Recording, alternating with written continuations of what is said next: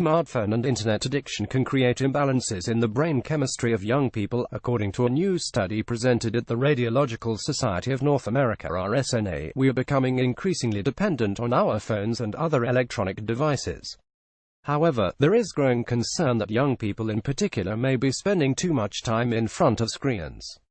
Hyung Suk Seo and his team from Korea University in Seoul used a magnetic imaging technique known as magnetic resonance spectroscopy to study the brains of 19 smartphone and internet-addicted teenagers.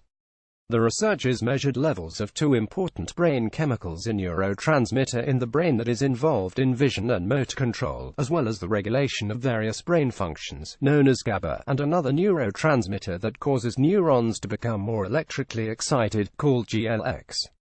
Neurotransmitters are chemical messengers that transmit signals across the gaps between neurons, or nerve cells, in the brain.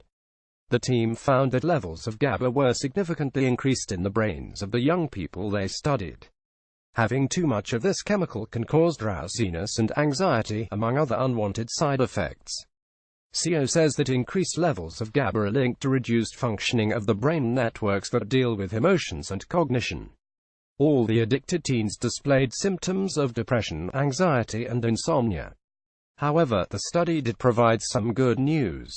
Following the initial brain exams, 12 of the addicted youth received 9 weeks of cognitive behavioral therapy, modified from a program designed specifically for gaming addiction.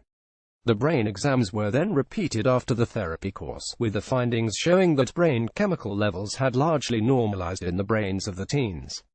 Recent research in this area has also highlighted the potential dangers of smartphone addiction in young people.